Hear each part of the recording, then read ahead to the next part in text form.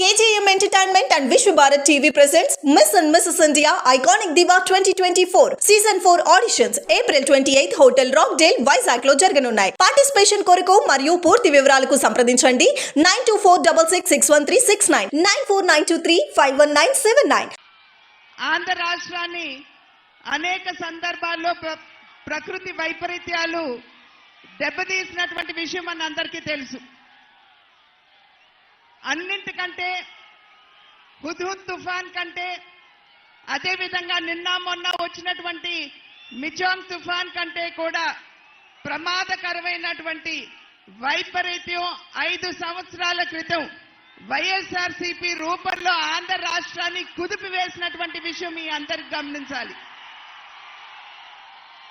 ఆ యొక్క వైపరీత్యం నేపథ్యంలో ఆంధ్ర రాష్ట్రం అన్ని విధాలా కూడా కుదేలైనటువంటి విషయం మనందరికీ తెలుసు. అప్పుల ఊబిలోకి నెట్టివేయబడింది. అభివృద్ధి అనే పదానికి తావు లేకుండా పోయింది. పరిశ్రమలు రాక మన బిడ్డలకి ఉద్యోగ అవకాశాలు లేకుండా పోయాయి.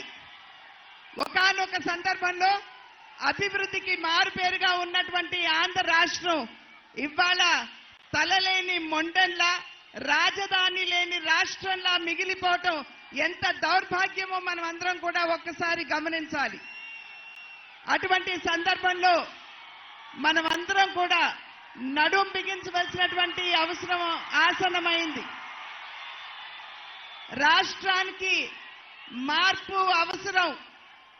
ప్రజాహితే హితం రాజ్ఞః ప్రజానాం చ సుఖే సుఖం నాత్మ ప్రియం హితం రాజ్ఞః ప్రజానాం చ సుఖే సుఖం అని చెప్పి మన పెద్దలు చెప్పారు. అంటే దీని అర్థం రాజు తనకిష్టమైనటువంటి పరిపాలన కాదు, ప్రజల ఆకాంక్షల మేరకు పరిపాలన అందివ్వాలి అని చెప్పి ఏదైతే మన పెద్దలు చెప్పారో అటువంటి పరిపాలనని మనం రాష్ట్రంలోకి తీసుకురావాల్సినటువంటి అవసరం చాలా ఉన్నది. ఇవాళ రాష్ట్రంలో ఉన్నటువంటి పరిస్థితులు కనుక ఒక్కసారి మనం చూసినట్లయితే నాణ్యత లేనటువంటి మద్యాన్ని పేదల చేతలు తాగించి మహిళల పుస్తలు తెగినా పర్వాలేదు, బిడ్డలు అనాథలైనా పర్వాలేదు, మా జేబులు నిండితే చాలు అనేటువంటి ఆలోచన విధానాన్ని మనం రాష్ట్రంలో చూస్తున్నాం. ఏ వర్గానికి కూడా న్యాయం చేసేటువంటి అవకాశం లేదు. బీసీ కమిషన్ కి కేంద్ర ప్రభుత్వం చట్టబద్ధత ఇస్తే రాష్ట్రంలో ఉన్నటువంటి బీసీ కమిషన్ కి చట్టబద్ధత ఇవ్వకుండా బీసీ కులాలకి ఏ విధంగా వైఎస్ఆర్సీపీ ప్రభుత్వం అన్యాయం చేస్తుందో ఒక్కసారి మనం గమనించాలి. ఎస్సీ కులాలకి సంబంధించి ఒక ఎస్సీ డ్రైవర్ని హత్య చేసి అనంతబాబు అనేటువంటి ఎమ్మెల్సీ డోర్ డెలివరీ చేస్తే ఆ కుటుంబానికి నేటి వరకు కూడా న్యాయం చేసేటువంటి పరిస్థితి ఇవాళ రాష్ట్రంలో లేదు అని చెప్పి మనం గమనించాలి. ఈ రకంగా చూసినట్లయితే ఏ వర్గానికి కూడా, ఏ రంగానికి కూడా రాష్ట్రంలో న్యాయం జరగడం లేదు అనేటువంటి విషయం మనకి సుస్పష్టంగా అర్థమవుతుంది. కనుకనే ఖచ్చితంగా మార్పు అవసరం. మీరు చూపిస్తున్నటువంటి ఈ ఉత్సాహం ఏదైతే ఉన్నదో, ఒక రకంగా చెప్పాలంటే నరేంద్ర మోడీ గారి స్ఫూర్తి, చంద్రబాబు నాయుడు గారి యొక్క యుక్తి, పవన్ కళ్యాణ్ గారి శక్తి ఇవాళ ఈ సభా ప్రాంగణంలో మనందరికీ కనపడుతుంది. ఈ ఉత్సాహాన్ని యథావిధిగా మనం కొనసాగించాలి.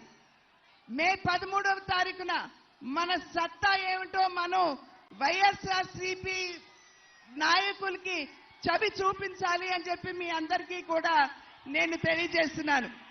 ఒక రకంగా చెప్పాలంటే నేను చాలా అదృష్టవంతురాలిని అని చెప్పి నేను భావిస్తాను. ఎందుకంటే ఆదికవి నన్నయ్య నడయాడినటువంటి పుణ్యభూమి కందుకూరి వీరేశలింగం గారు, అదేవిధంగా ప్రకాశం పంతులు గారు, చిలకమర్తి లక్ష్మీ నరసింహమూర్తి గారు, వారందరూ నడియాడినటువంటి పుణ్యభూమి. అన్నింటికంటే మిన్నగా మా తండ్రి గారు, మీ అన్నగారైనటువంటి నందమూరి తారక రామారావు గారు అమితంగా ప్రేమించినటువంటి ప్రాంతం ఇది.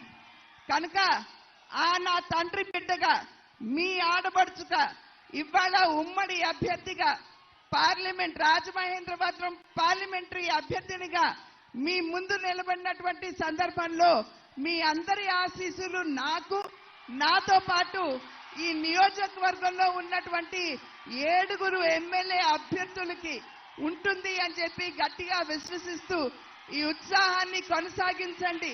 మే 13వ తారీఖున మీ సత్తాన్ని చాటండి అని చెప్పి ప్రార్థిస్తూ సెలవు తీసుకున్నాను. జై హింద్.